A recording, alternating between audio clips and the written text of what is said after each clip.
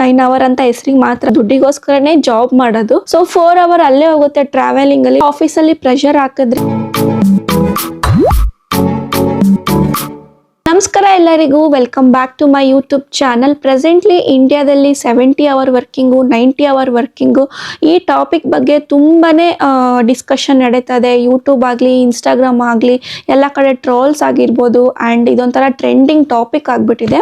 So ಇವತ್ತಿನ ಈ ವಿಡಿಯೋದಲ್ಲಿ ನಾನು ಜರ್ಮನಿನಲ್ಲಿ ವರ್ಕಿಂಗ್ ಅವರ್ ಎಷ್ಟಿರುತ್ತೆ, ಇಲ್ಲೂ ಕೂಡ 70 hour 90 hour ವರ್ಕ್ ಮಾಡಿಸ್ತಾರಾ, ಆ್ಯಂಡ್ ಇದ್ರ ಬಗ್ಗೆ ನನ್ನ ಒಪಿನಿಯನ್ ಏನು ಅಂತಲೂ ಕೂಡ ನಾನು ನಿಮ್ಮ ಜೊತೆ ಶೇರ್ ಮಾಡ್ಕೊತೀನಿ. ಈ ವಿಡಿಯೋದಲ್ಲಿ ನಾನು ಏನು ಇನ್ಫಾರ್ಮೇಷನ್ ಶೇರ್ ಮಾಡಿದ್ದೀನಿ ಅದು ನನ್ನ ಎಕ್ಸ್ಪೀರಿಯನ್ಸು, ಮತ್ತು ನನ್ನ ಜೊತೆ ನನ್ನ ಹಸ್ಬೆಂಡ್ ಏನು ಅವ್ರ ಎಕ್ಸ್ಪೀರಿಯನ್ಸ್ನ ಶೇರ್ ಮಾಡಿರ್ತಾರೆ ಅದ್ರ ಬೇಸಿಸ್ ಮೇಲೆ ಇರುತ್ತೆ.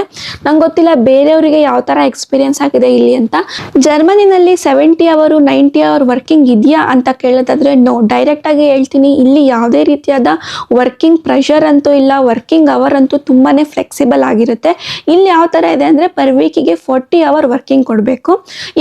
ಈಗ ಇಂಡಿಯಾದಲ್ಲೆಲ್ಲ ಹೆಂಗಪ್ಪ ಅಂತಂದರೆ 9 to 6 ಅಂತ ಅಂದರೆ 9 hour ವರ್ಕ್ ಮಾಡಬೇಕು. ಎಕ್ಸಾಕ್ಟಾಗಿ ನೀನು 6 o'clock ಲಾಗೌಟ್ ಆಗಬೇಕು, 9 o'clock ಲಾಗಿನ್ ಆಗಬೇಕು ಅಂತ ಇರುತ್ತೆ. ಇಲ್ಲಿ ಆ ಥರ ಅಲ್ಲ, ಪರ್ ವೀಕಲ್ಲಿ ನೀನು 40 hourನ ಕೊಡಬೇಕಾಗುತ್ತೆ. ಇದನ್ನು ಫ್ಲೆಕ್ಸಿ ಅವರ್ಸ್ ಅಂತ ಕರೀತಾರೆ ಇಲ್ಲಿ. ಸೊ ಯಾವ ರೀತಿ ಅಂತಂದರೆ ನಿನ್ನಿಷ್ಟ, ನೀನು ಯಾವಾಗಾದರೂ ಲಾಗಿನ್ ಆಗು, ನಿನಗೆ ಅಸೈನ್ ಮಾಡಿರೋ ವರ್ಕ್ ಕಂಪ್ಲೀಟ್ ಮಾಡಿದ್ರೆ ಸಾಕು. ವೀಕ್ ಪೂರ್ತಿ ಅವರ್ ಬಂದುಬಿಟ್ಟು 40 ಇರಬೇಕು ಅಂತ ಅಷ್ಟೇ ಇಲ್ಲಿ ನೋಡ್ತಾರೆ. ಇನ್ ಕೇಸ್ ಒಂದಿನ ನೀನು ಕಮ್ಮಿ ಕೊಟ್ಟೆ ಅಂದರೆ ನೆಕ್ಸ್ಟ್ ಎಕ್ಸ್ಟ್ರಾ ಮಾಡಿಕೊಂಡು ನೀನು ಅದನ್ನು ಕವರ್ ಅಪ್ ಮಾಡ್ಕೋಬೋದು. ಜಾಸ್ತಿ ವರ್ಕಿಂಗ್ ಅವರ್ ಕೊಟ್ಟೆ ಅಂತಂದರೆ ನೆಕ್ಸ್ಟ್ ಡೇ ಅದನ್ನು ಕಮ್ಮಿ ಲಾಗಿನ್ ಅವರ್ ಕೊಟ್ಕೊಂಡು ನೀನು ಅದನ್ನು ಬ್ಯಾಲೆನ್ಸ್ ಮಾಡ್ಕೋಬೋದು. ಇದನ್ನು ಫ್ಲೆಕ್ಸಿ ಅವರ್ ಅಂತ ಕನ್ಸಿಡರ್ ಮಾಡ್ತಾರೆ. ಆ್ಯಂಡ್ ಇಲ್ಲೇನಪ್ಪ ಅಂತಂದರೆ ವರ್ಕಿಂಗ್ ಅವರು ನಮಗೆ ಆಫರ್ ಲೆಟ್ರಲ್ಲೇ ಮೆನ್ಷನ್ ಮಾಡಿರ್ತಾರೆ. ಲಾಗಿನ್ ಲಾಗೌಟು ಟೈಮಿಂಗು ಫಿಕ್ಸ್ಡ್ ಇರಲ್ಲ, ಫ್ಲೆಕ್ಸಿ ಇರುತ್ತೆ. ಆ್ಯಂಡ್ ನನಗೆ ಗೊತ್ತಿರೋಂಗೆ IT-ನಲ್ಲಿ ಯಾರೆಲ್ಲ ವರ್ಕ್ ಮಾಡ್ತಾರೆ ಅವರಿಗೆಲ್ಲ ಇದು 40 hour ಕಾನ್ಸೆಪ್ಟೇ ಅಪ್ಲೈ ಆಗುತ್ತೆ. ಈ 40 hour ಕಾನ್ಸೆಪ್ಟ್ ಬಂದುಬಿಟ್ಟು ಫುಲ್ ಟೈಮ್ ವರ್ಕ್ ಮಾಡೋರಿಗೆ ಅಪ್ಲೈ ಆಗುತ್ತೆ. ಆ್ಯಂಡ್ ಇವ್ರಿಗೇನಪ್ಪ ಅಂತಂದರೆ ಸಾಟರ್ಡೆ ಸಂಡೇ ಆಫ್ ಇರುತ್ತೆ, ಮಂಡೇ ಟು ಫ್ರೈಡೇ ವರ್ಕಿಂಗ್ ಇರುತ್ತೆ. ಆ್ಯಂಡ್ ಎಲ್ಲ ಪಬ್ಲಿಕ್ ಹಾಲಿಡೇಸು ಆಫ್ ಇರುತ್ತೆ. ಆ್ಯಂಡ್ ಇದು ಫುಲ್ ಟೈಮ್ ವರ್ಕ್ ಮಾಡೋರಿಗೆ.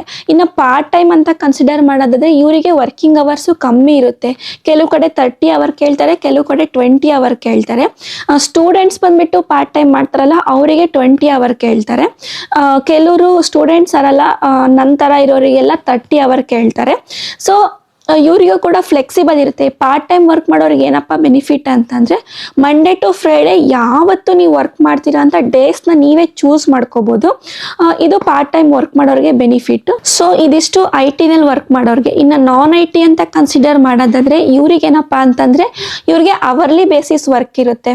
ಸೊ ನಾನ್ IT ಅಂತಂದರೆ ಎಲ್ಲ ರೀತಿ ಅಪ್ಲೈ ಆಗುತ್ತೆ. ಈ ಎಲೆಕ್ಟ್ರಿಷಿಯನ್ ಇರ್ಬೋದು, ಅಥವಾ ಪ್ಲಂಬರ್ ಇರ್ಬೋದು, ಬೇರೆ ರೀತಿ ಹೋಟೆಲಲ್ಲಿ ವರ್ಕ್ ಮಾಡೋರು ಇರ್ಬೋದು.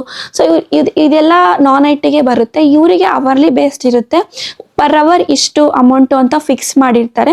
ಸೊ ಇವರಿಗೆಲ್ಲ ವರ್ಕಿಂಗ್ ಅವರ್ ಏನು ಇಷ್ಟೇ ಮಾಡಬೇಕು, ಇಷ್ಟೇ ಕೊಡಬೇಕು ಅಂತೇನಿಲ್ಲ. ನಿನಗೆ ದುಡ್ಡು ಬೇಕಾ ಎಕ್ಸ್ಟ್ರಾ ಅವರ್ ಮಾಡು, 1 hour ಮಾಡ್ತೀಯ, 1 hourಗೆ ಎಷ್ಟು ಬೇಕೋ ಎಷ್ಟು ಫಿಕ್ಸ್ ಮಾಡಿರ್ತಾರೋ ಅಷ್ಟು ಕೊಟ್ಟು ಕಳಿಸ್ತಾರೆ, ಅಷ್ಟು ಕೊಡ್ತಾರೆ ಇಲ್ಲಿ. ಸೊ ಓವರ್ ಆಲ್ ಹೇಳೋದಾದರೆ ಇಲ್ಲಿನ ವರ್ಕಿಂಗ್ ಅವರ್ಸು ತುಂಬಾ ಚೆನ್ನಾಗಿದೆ. ಇಲ್ಲಿ ಏನಪ್ಪ ಅಂತಂದರೆ ವರ್ಕು ಮತ್ತು ಲೈಫು ತುಂಬ ಚೆಂದ ಬ್ಯಾಲೆನ್ಸ್ ಮಾಡ್ಬೋದು. ಇಲ್ಲಿನವರು ಫ್ಯಾಮಿಲಿಗೆ, ನಾನು ತುಂಬ ವಿಡಿಯೋಸಲ್ಲಿ ಹೇಳಿದ್ದೀನಿ ಇದನ್ನು, ಫ್ಯಾಮಿಲಿಗೆ ತುಂಬ ಇಂಪಾರ್ಟೆನ್ಸ್ ಕೊಡ್ತಾರೆ ಅಂತ. ಸೊ ಫ್ಯಾಮಿಲಿಗೆ ಇಂಪಾರ್ಟೆನ್ಸ್ ಕೊಡೋದ್ರಿಂದ ನಮಗೆ ಆಫೀಸಲ್ಲಿ ಅಷ್ಟು ಪ್ರೆಷರ್ ಇರಲ್ಲ. ಆಫೀಸ್ ಒಳಗೆ ಬಿಟ್ಟು ಮನೆಗೆ ಬರ್ಬೋದು. ಇಲ್ಲಿ ಇಂಡಿಯಾಗೆ ಕಂಪೇರ್ ಮಾಡಿದ್ರೆ ಇಲ್ಲಿನ ವರ್ಕ್ ಲೈಫು ತುಂಬ ಚೆನ್ನಾಗಿದೆ. 100ಗೆ 100 ಅಂತಾನೆ ಹೇಳ್ಬೋದು. ಯಾವ ರೀತಿ ಅಂತಂದರೆ ತುಂಬ ಫ್ಲೆಕ್ಸಿಬಲ್ ಇದೆ. ನಿಮಗೆ ಹೋಮ್ ಆಫೀಸು, ನನ್ನ ಹಸ್ಬೆಂಡ್ ಹೇಳ್ತಾ ಇದ್ದೀನಿ, ಇವರಿಗೆ ಹೋಮ್ ಆಫೀಸ್ ಬೇಕಾದರೆ ಹೋಮ್ ಆಫೀಸ್ ಮಾಡ್ಕೋಬೋದು, ಇಲ್ಲ ಆಫೀಸ್ಗೆ ಹೋಗಂಗಿದ್ರೆ ಆಫೀಸ್ಗೆ ಹೋಗ್ಬೋದು. ಆಪ್ಷನಲ್ ಕೊಟ್ಟಿದ್ದಾರೆ, ಬೇರೆಯವ್ರದ್ದು ಗೊತ್ತಿಲ್ಲ ನನಗೆ. ಸೊ ಈ ವಿಡಿಯೋದಲ್ಲಿ ಏನು ಹೇಳ್ತಾ ಇದ್ದೀನಿ ಅದೆಲ್ಲ ನಮ್ಮ ಎಕ್ಸ್ಪೀರಿಯನ್ಸ್ ಬಗ್ಗೆನೇ ಶೇರ್ ಮಾಡ್ತಾ ಇರೋದು. ಸೊ ಇಲ್ಲಿ ಯಾವ ಥರ ಅಂತಂದರೆ ಫ್ಯಾಮಿಲಿಗೆ ಇಂಪಾರ್ಟೆನ್ಸ್ ಕೊಡ್ತಾರೆ. ಆಫೀಸಲ್ಲೂ ಅಷ್ಟೇ, ನೀನು ಲಾಗಿನ್ ಅವರ್ ಮುಗೀತಾ ಮನೆಗೆ ಹೋಗು, ಆಫೀಸ್ನ ಅಲ್ಲೇ ಬಿಟ್ಟು ಮನೆಗೆ ಬಾ. ನನ್ನ ಹಸ್ಬೆಂಡು ಪೂನಾದಲ್ಲಿ ವರ್ಕ್ ಮಾಡುವಾಗ ಯಾವ ಥರ ಇತ್ತು ಅಂದರೆ ಅಲ್ಲೂ ಕೂಡ ಫಿಕ್ಸ್ಡ್ ಶಿಫ್ಟ್ ಇತ್ತು, 9 to 6 ಇತ್ತು. ಆದರೆ ಹೆಸ್ರಿಗೆ ಮಾತ್ರ ಇತ್ತದು 9 to 6, ಡೈಲಿ 9 hour ಅಂತ ಹೆಸ್ರಿಗೆ ಮಾತ್ರ ಇತ್ತು. ಎಷ್ಟೊಂದು ಸಲ ಬೇಗ ಹೋಗಬೇಕು ಅಂತ 7ಗೆ ಹೋಗಿದ್ದಾರೆ, ನೈಟ್ 9 ಆದರೂ ಬಂದಿಲ್ಲ. ಸಾಟರ್ಡೆ ಸಂಡೇ ಹೆಸ್ರಿಗೆ ಮಾತ್ರ ಆಫ್ ಇರ್ತಿತ್ತು, ಆದರೂ ಲ್ಯಾಪ್ಟಾಪ್ ಮನೆಗೆ ತಂದುಬಿಟ್ಟು ವರ್ಕ್ ಮಾಡ್ತಿದ್ರು. ಎಷ್ಟೋ ಸಾಟರ್ಡೆ ಆಫೀಸಿಗೆ ಹೋಗಿದ್ದಾರೆ.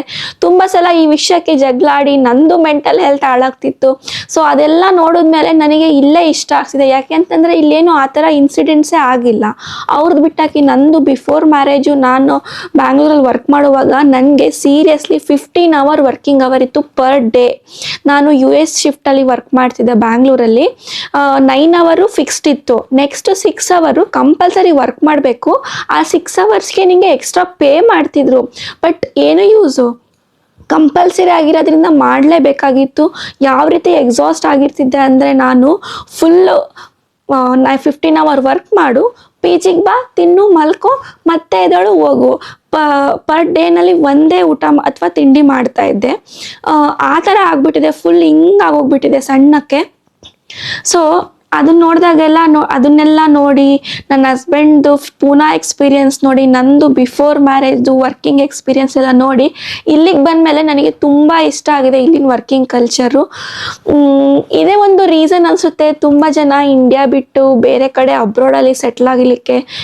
ಆ್ಯಂಡ್ ಈ 70 ಅವರು 90 ಅವರ್ ಬಗ್ಗೆ ನನ್ನ ಒಪಿನಿಯನ್ ಕೇಳೋದಾದರೆ, ನಾನೊಂದು ವಿಡಿಯೋದಲ್ಲಿ ನೋಡಿದೆ, ಅವ್ರ ಹೆಸರು ಬೇಡ ಅನಿಸುತ್ತೆ, ಗೊತ್ತಿಲ್ಲ ಹೇಳ್ಬೋದೋ ಇಲ್ವೋ ಅಂತ. ಸೊ ನಾನು ಮೆನ್ಷನ್ ಮಾಡೋಕ್ಕೆ ಹೋಗಲ್ಲ, ಯಾಕೆ ಬೇಕು.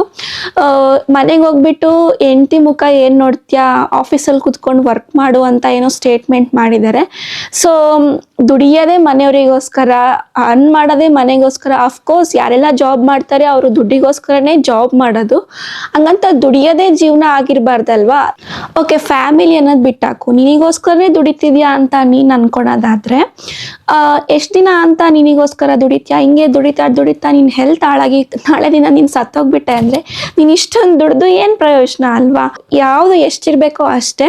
ಆ್ಯಂಡ್ ನನ್ನ ಫ್ರೆಂಡು ಬ್ಯಾಂಗ್ಳೂರಲ್ಲಿ ವರ್ಕ್ ಮಾಡ್ತಿದ್ದಾಳೆ, ಅವಳಿಗೆ ಕೇಳಿದ್ರೆ ವರ್ಕಿಂಗ್ ಅವರ್ ಎಕ್ಸ್ಟೆಂಡ್ ಆಗಿದೆ ಅವಳಿಗೂ ಕೂಡ. ಆ್ಯಂಡ್ ಟ್ರಾವೆಲಿಂಗ್ ಬಂದು ಅವಳು ಯಲಹಂಕದಲ್ಲಿರೋದು ಫ್ಯಾಮಿಲಿ ಜೊತೆ. ಯಲಹಂಕದಿಂದ ವೈಟ್ ಫೀಲ್ಡಿಗೆ ಹೋಗಕ್ಕೆ 2 ಅವರ್ ಅಂತೆ, ಬರೋಕ್ಕೆ 2 ಅವರ್ ಅಂತೆ. ಸೊ 4 ಅವರ್ ಅಲ್ಲೇ ಹೋಗುತ್ತೆ ಟ್ರಾವೆಲಿಂಗಲ್ಲಿ. ಬ್ಯಾಂಗ್ಳೂರ್ ಟ್ರಾಫಿಕ್ ಏನು ಅಂತ ನಿಮಗೆ ಗೊತ್ತು. ಆ ಟ್ರಾಫಿಕಲ್ಲಿ ಹೋಗಿ ಬರೋ ಅಷ್ಟೊತ್ತಿಗೆ ಫುಲ್ ಎಕ್ಸಾಸ್ಟ್ ಆಗೋಗಿರ್ತೀವಿ. ನಾವು ವರ್ಕಿಂಗ್ ಅವರ್ ಈ ರೀತಿ ಎಕ್ಸ್ಟೆಂಡ್ ಮಾಡಿಬಿಟ್ರು ಅಂದರೆ ಮುಗ್ದೋಯ್ತು ಕತೆ. ಓಕೆ, ಹುಡುಗರನ್ನ ಬಿಟ್ಟಾಕಿ ಇನ್ನು ವರ್ಕಿಂಗ್ ವುಮೆನ್ಸ್ ಇರ್ತಾರೆ ಎಷ್ಟೊಂದು ಜನ, ಅವರು ಮನೇಲೂ ಮ್ಯಾನೇಜ್ ಮಾಡಬೇಕು, ಆಫೀಸಲ್ಲೂ ವರ್ಕ್ ಮಾಡಬೇಕು ಅಂತಂದರೆ ತುಂಬ ಕಷ್ಟ ಆಗುತ್ತೆ. ಈ ಥರ ಆಫೀಸಲ್ಲಿ ಪ್ರೆಷರ್ ಹಾಕೋದ್ರಿಂದ ತುಂಬ ಜನ ಫ್ಯಾಮಿಲಿನಲ್ಲಿ ಪ್ರಾಬ್ಲಮ್ಸ್ ಕೂಡ ಆಗುತ್ತೆ, ಪರ್ಸ್ನಲ್ ಲೈಫ್ ಕೂಡ ಹಾಳಾಗುತ್ತೆ. ತುಂಬ ಜನ ಇಂಡಿಯಾ ಬಿಟ್ಟು ಬೇರೆ ಕಡೆ ಜಾಬ್ ಮಾಡ್ತಿರೋ ಮೇನ್ ರೀಸನ್ ಬಂದ್ಬಿಟ್ಟು ಇದು ಕೂಡ ಒಂದು. ಅಲ್ಲಿನ ವರ್ಕ್ ಲೈಫ್ಗೂ ಇಲ್ಲಿನ ವರ್ಕ್ ಲೈಫ್ಗೂ ತುಂಬಾ ಡಿಫ್ರೆನ್ಸ್ ಇದೆ. ಇಲ್ಲಿನ ಥರ ಕಾಮಾಗಿ ಪೀಸಾಗಿ personal life work life balance ಮಾಡೋಕ್ಕೆ ಬಿಲ್ಕುಲ್ ಆಗೋದಿಲ್ಲ ಇಂಡಿಯಾದಲ್ಲಿ. ಅದು ಒಂದು ಮೇನ್ ರೀಸನ್ನು. ನಮ್ಮದೇ ಎಕ್ಸಾಂಪಲ್ ತಗೊಳ್ಳಿ, ನಾವು ಇಂಡಿಯಾ ಬಿಟ್ಟು ಜರ್ಮನಿಗೆ ಬಂದಿರೋ ಒಂದು ರೀಸನ್ ಇದು ಕೂಡ ಹೌದು. ಕಂಪ್ನಿಗೆ ನೀವು ಬೇಕು ಅನ್ನೋ ಥರ ವರ್ಕ್ ಮಾಡಿ, ಅದು ಬಿಟ್ಬಿಟ್ಟು ನಿಮಗೆ ಕಂಪ್ನಿ ಬೇಕು ಅನ್ನೋ ಥರ ಎಲ್ಲೂ ವರ್ಕ್ ಮಾಡೋಕ್ಕೆ ಹೋಗಬೇಡಿ. ನೀವಿಲ್ಲ ಅಂತಂದರೆ ಕಂಪ್ನಿ ನಿಮ್ಮ ಪ್ಲೇಸ್ಗೆ, ನಿಮ್ಮ ಡೆಸಿಗ್ನೇಷನ್ಗೆ ಅಬ್ಬಬ್ಬಾ ಅಂದರೆ ಒಂದು ವಾರದೊಳಗಡೆ ಇನ್ನೊಬ್ರನ್ನ ತಂದು ಕೂರಿಸ್ತಾರೆ. ಅದೇ ನೀವು ನಿಮ್ಮ ಫ್ಯಾಮಿಲಿನಲ್ಲಿ ಇಲ್ಲ ಅಂತಂದರೆ ರಿಪ್ಲೇಸ್ ಮಾಡೋಕ್ಕಾಗುತ್ತಾ ಯೋಚನೆ ಮಾಡಿ. ಸೊ ಇದನ್ನು ಎನ್ಕರೇಜ್ ಮಾಡಬೇಡಿ 70 ಅವರ್ 90 ಅವರ್ ವರ್ಕಿಂಗ್ನ. ತುಂಬ ಜನಕ್ಕೆ ಇದು ಇಷ್ಟ ಇಲ್ಲ ಅಂದ್ರೂ ಕಮಿಟ್ಮೆಂಟ್ಸಿಂದ ಬಾಯಿಗೆ ಬೀಗ ಹಾಕ್ಕೊಂಡಿದ್ದಾರೆ ಅಂತ ನಂಗೆ ಗೊತ್ತು. ಈವನ್ ನನ್ನ ಫ್ರೆಂಡು ಕೂಡ ಶೇರ್ ಮಾಡಿದ್ದಾಳೆ ಇದನ್ನು ನನ್ನ ಜೊತೆ. ಸೊ ಆದಷ್ಟು ನಿಮ್ಮ ಹೆಲ್ತ್ ಬಗ್ಗೆ ಕೇರ್ ಮಾಡಿ, ಫ್ಯಾಮಿಲಿಗೆ ಇಂಪಾರ್ಟೆನ್ಸ್ ಕೊಡಿ. ನಿಮ್ಮ ಒಪಿನಿಯನ್ ಏನು ಈ 70 ಅವರು 90 ಅವರ್ ವರ್ಕಿಂಗ್ ಬಗ್ಗೆ ಅಂತ ನನಗೆ ಕಮೆಂಟಲ್ಲಿ ತಿಳಿಸಿ ಅಂತ ಹೇಳ್ತಾ ವಿಡಿಯೋನ ಎಂಡ್ ಮಾಡ್ತೀನಿ. ವಿಡಿಯೋ ಇಷ್ಟ ಆಗಿತ್ತು ಅಂದರೆ ಚಾನಲ್ಗೆ ಸಬ್ಸ್ಕ್ರೈಬ್ ಆಗಿ. See you next video. Bye.